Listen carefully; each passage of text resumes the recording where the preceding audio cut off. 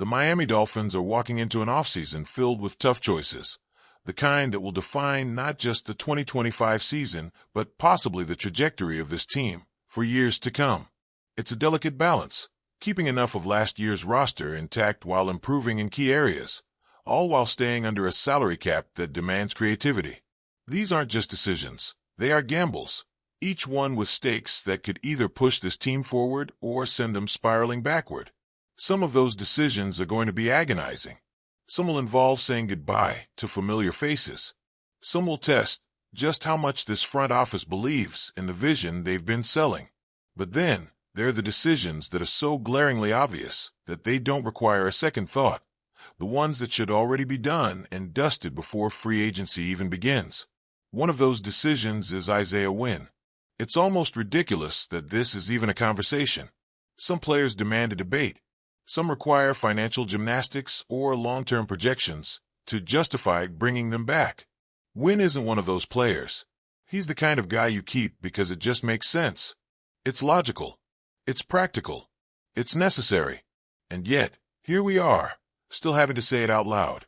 Isaiah Wynn should absolutely, without question, be back in Miami next season. The Dolphins have an offensive line problem. That's not an opinion. That's not up for discussion. That's a fact.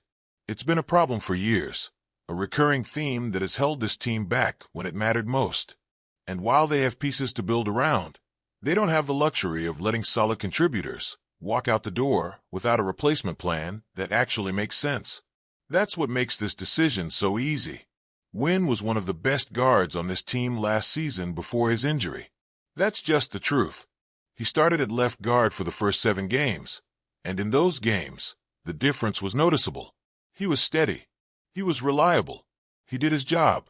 And that's exactly what this offensive line has been missing for years, stability. The moment he went down, everything changed. The drop-off in performance was obvious, and Miami found itself scrambling to fill the gap. They rotated guys in and out. They tried different combinations. Nothing worked the way it did when Wynn was in there. And that should tell you everything you need to know. Yet here we are, acting like there's some kind of big decision to be made. There isn't. If you have a good player in the building who knows the system, fits the scheme, has already proven he can do the job, and won't break the bank, you keep him. That's it. It's that simple. The free agent market for offensive linemen is brutal. The moment a competent lineman hits the market, teams start throwing ridiculous contracts at them. The Dolphins aren't in a position to play that game. They don't have the cap space to go out and sign a high-priced veteran. They need value. They need guys who can contribute without blowing up their budget. That's what makes Wynn such a no-brainer. He's not going to demand a massive contract. He's not going to have teams lining up with multi-year, top-dollar offers. That's not a knock on him. It's just reality. His injury history has hurt his value.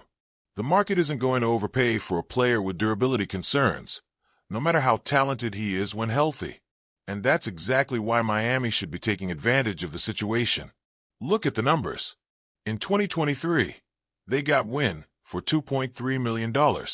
After his quad injury, they brought him back in 2024 for $1.9 million. That's nothing in today's NFL. That's backup money. That's, let's see what happens money. And yet, when he was on the field, he wasn't just a depth piece. He was legitimately good. So why hesitate? Why risk letting him walk when the alternative is what exactly? Robert Jones, Liam Eichenberg, a mid-round draft pick who might not even be ready to contribute in year 1? None of those options make more sense than just bringing Wynn back and keeping a known commodity in the building. The Dolphins don't need to overthink this. They don't need to go searching for an answer that's already right in front of them. They need to be smart. They need to be efficient. They need to keep making decisions that build a stronger foundation, not leave them scrambling to fill holes they didn't need to create in the first place. And let's not pretend this is a one-sided discussion.